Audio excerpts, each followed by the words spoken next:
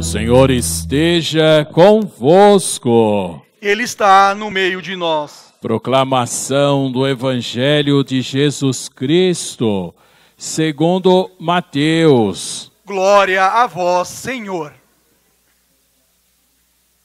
Naquele tempo, Jesus tomou consigo Pedro, Tiago e João, seu irmão, e os levou a um lugar à parte, sobre uma alta montanha, e foi transfigurado diante deles. O seu rosto brilhou como o sol, e as suas roupas ficaram brancas como a luz. Nisso apareceu-lhes Moisés e Elias conversando com Jesus. Então Pedro tomou a palavra e disse: Senhor, é bom ficarmos aqui. Se queres, vou fazer aqui 3 tendas, uma para ti, outra para Moisés e outra para Elias. Pedro ainda estava falando quando uma nuvem luminosa os cobriu com sua sombra. E da nuvem uma voz dizia: Este é o meu filho amado, no qual eu pus todo o meu agrado. Escutai-o. Quando ouviram isso, os discípulos ficaram muito assustados e caíram com o rosto em terra. Jesus se aproximou, tocou neles e disse: Levantai-vos e não tenhais medo. Os discípulos ergueram os olhos e não viram mais ninguém, a não ser somente Jesus. Quando desciam da montanha, Jesus ordenou-lhes: Não conteis a ninguém esta visão, até que o Filho do Homem tenha ressuscitado dos mortos. Palavra da salvação. Glória a vós, Senhor.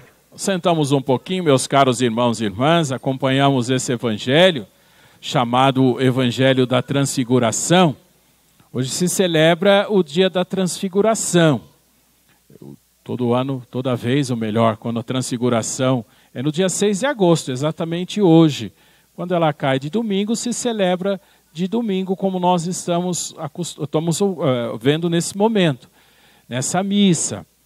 Esse evangelho que nós ouvimos, nós estamos familiarizados com ele, porque todos os anos, na Quaresma, é um dos domingos da Quaresma, da nossa caminhada quaresmal, aí, de preparação para a Páscoa, se reflete a partir justamente desse evangelho. Hoje está colocado para nós, como eu disse, em função dessa celebração da transfiguração do Senhor, em muitos lugares chamado Festa do Senhor Bom Jesus. Você já deve ter ouvido essa expressão,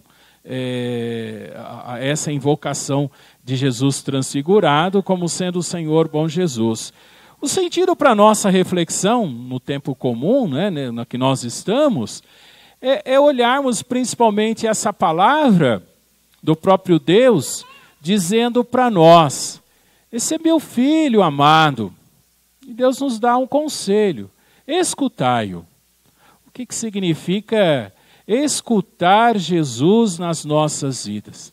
Ou que, meus caros irmãos e irmãs, na nossa vida, ela se transforma a partir do momento em que verdadeiramente nós buscamos escutar Jesus e o que Ele tem para nos dizer. Essa é a motivação aí dessa celebração da transfiguração. As leituras que nós acompanhamos hoje nos ajudam. A primeira leitura, profecia de Daniel. O livro de Daniel é do Antigo Testamento. Ele está dentro de um contexto chamado literatura apocalíptica. Ele usa de uma linguagem, digamos assim, cheia de símbolos. Uma primeira leitura, assim, sem entender o contexto daquilo que o livro quer dizer, a gente consegue entender pouca coisa. Mas é um livro relativamente tranquilo, pode dar os pontos principais que nos ajudam a compreensão e o que ele significa, o que ele está como proposta para essa celebração da transfiguração do Senhor que estamos celebrando.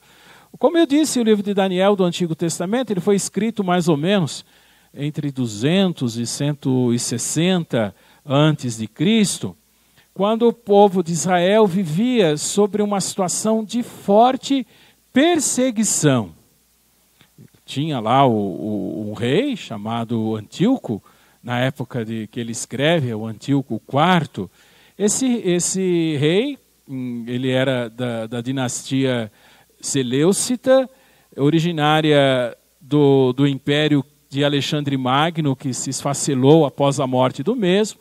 Esse império foi dividido entre os seus generais, e um deles formou uma dinastia, a dinastia Seleucida, que foi a que dominou Israel, e é onde que justamente o Daniel está escrevendo. Esse rei, ou a dinastia Seleucida, acabou impondo sobre Israel, ou querendo impor sobre Israel, a chamada cultura grega, a cultura helênica. E encontrou forte resistência. Israel é um povo semita, de forte tradição. E diante do choque aí, o rei começou a impor os costumes gregos na marra. E houve perseguições, mortes, sofrimentos. E é dentro desse contexto que o Daniel escreve. Interessante que Daniel fala, se você pegar o livro de Daniel, ele fala muito de Nabucodonosor, da Babilônia. Quando Daniel escreve, Nabucodonosor e a Babilônia já não existiam há mais de 300 anos. Não é da Babilônia que ele está falando, não é de Nabucodonosor. É a maneira com que ele consegue falar sem ser morto, né? Então, no trecho anterior ao trecho de hoje, da leitura, ele faz uma comparação de domínio de alguns animais. É muito interessante. Ele fala do domínio do leão, do domínio do leopardo, o domínio do urso. E, na verdade, ele está falando dos reinos que dominaram Israel. Os babilônicos, os medos, os persas, até ele chegar num quarto animal, que ele descreve como sendo um animal feroz. E ele fala que é uma besta, esse animal, dado o estrago que ele está falando. De quem que ele está falando? Ele está falando do Antíoco, é lógico, mas ele não vai falar que o Antíoco é uma besta. Então ele fala que ele é um animal sem falar o nome dele. É mais ou menos essa a imagem simbólica que ele usa. Então, depois de falar desses reinos, aí vem o trecho de hoje. Ele fala assim, olha, então, depois de toda essa situação, vai surgir, né, uma situação nova em que de um trono se sentará uma pessoa, um ancião de muitos anos, cabelos brancos, que nem lã, e ele será servido por milhares e milhares de pessoas. De quem que ele está falando? Está falando de Deus, é óbvio.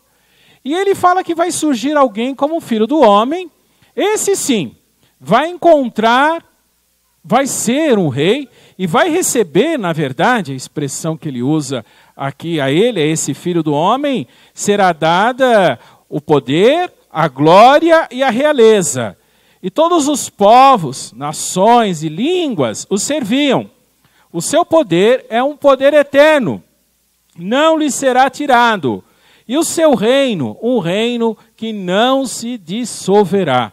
É óbvio que as pessoas achavam que ele estava falando uma profecia de alguma coisa que ia acontecer naquele tempo exato.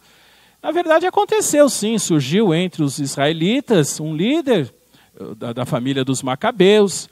Os Macabeus acabaram expulsando os Seleucitas e estabeleceu novamente um reino de Israel. E logo, logo eles viraram tiranos também. Ou seja, trocou 6 por meia dúzia. O que é a reflexão que aquelas pessoas fazem? Olha, bom, não vai ser alguém, então, pura e simplesmente, não adianta trocar um pelo outro, nós temos que esperar um algo a mais de Deus. É óbvio que a leitura que nós fazemos é justamente de Jesus Cristo. Às vezes, de tempo em tempo, surgem pessoas que querem se colocar como sendo o Salvador, como aquele que vai consertar tudo, aquele que vai, digamos, resolver todos os problemas. E é uma grande ilusão, meus caros irmãos e irmãs, sempre colocarmos em pessoas humanas digamos assim, em um ou outro líder que possa surgir, colocar neles as nossas esperanças, como que dizendo que se fosse uma pessoa que pode resolver qualquer problema da humanidade, as pessoas podem liderar, ter um bom governo, sim, é verdade. Mas o único, na verdade, que pode realmente nos salvar, dar sentido à nossa vida, é o próprio Cristo Jesus. E é por isso que essa leitura está colocada para a nossa reflexão nessa celebração da transfiguração. Nós vimos o evangelho de hoje. Diz aí o texto que, tomando consigo Pedro, Tiago e João, Jesus subiu ao monte e se transfigurou. Ou seja, mostrou a sua face divina. Ele estava conversando com Moisés e Elias. A citação de Moisés e Elias significa conversando com tudo aquilo que foi feito de texto bíblico até aquele momento. Para dizermos para nós, justamente, é a partir de agora, a partir de Cristo Jesus, que nossa vida ganha sentido. Uma voz vinda do céu disse: "Este é meu filho amado, escutai-o." Toda essa contextualização, meus caros irmãos e irmãs, justamente para refletirmos, escutar Jesus. O que significa escutar Jesus para nós, para as nossas vidas? Escutar Jesus, meus caros irmãos e irmãs, é extremamente desafiador. Escutar Jesus nos desestabiliza de nossas comodidades. Escutar Jesus significa repensar muitos de nossos posicionamentos. Sim, porque a palavra de Jesus presente no Evangelho nos desafia, meus caros irmãos e irmãs, a revermos toda a concepção que nós temos e que às vezes o mundo apresenta para nós, para as nossas vidas. A palavra de Jesus é desafiadora quando nos chama a viver a intensidade do amor que Ele nos anuncia, que Ele, com o testemunho da sua vida, da sua entrega, da sua morte e ressurreição, nos mostra o caminho a ser seguido. Escutar Jesus e deixar-se contaminar, se tocar, se transformar pela sua palavra, é ter, na verdade, a condição de ter um coração semelhante ao de Jesus, de buscar conhecer o seu amor, de buscar percebermos, meus caros irmãos e irmãs, todas as armadilhas que muitas vezes o mundo nos ocasiona, para que nós possamos, numa dimensão do amor de Deus, escolher, escutar e viver segundo aquilo que Jesus nos ensina no amor. O mundo fala assim, olha, paga na mesma moeda. Jesus ensina a partilhar, a repartir. O mundo nos ensina a nos preocuparmos somente conosco mesmo, a darmos contas de nossa vida e de nós mesmos. Jesus nos chama e nos convida a amar o próximo, a olhar para o próximo e enxergar nele o caminho da nossa salvação. Diante do amor de Deus, diante da palavra de Deus, diante dessa proposta de Deus, nós somos desafiados a querer viver e buscar viver o seu amor. É extremamente desafiador. O cômodo, o tranquilo, é escutar tantas outras vozes possíveis. O desafio é ter a coragem de perceber na palavra de Jesus toda a motivação para transformar a nossa vida. Tem o testemunho de Pedro na segunda leitura.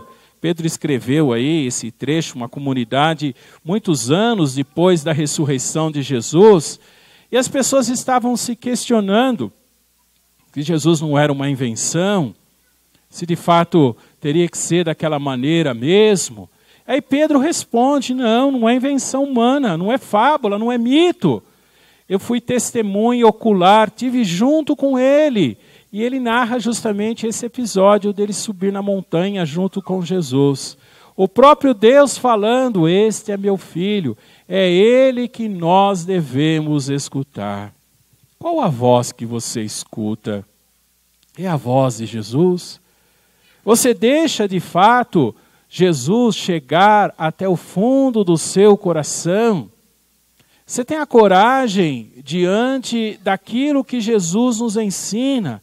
Você tem a coragem de se posicionar, deixar a palavra de Jesus transformar verdadeiramente a sua vida? O grande desafio, por isso que essa missa coloca-se para nós, o nosso caminho, justamente esse, olhar Jesus como sendo o bom Jesus. Aquele que concretamente nos mostra o caminho da salvação. Com sabedoria, com prudência, podemos e devemos buscar conhecer, interpretar essa voz para nós, para as nossas vidas. Que a nossa vida possa se transformar diante de Jesus, de sua palavra, de seu anúncio. Diante dele, meus caros irmãos e irmãs, que nos convida a deixar que essa vida, a nossa vida, possa ser transformada. Nós continuamos a missa no folheto.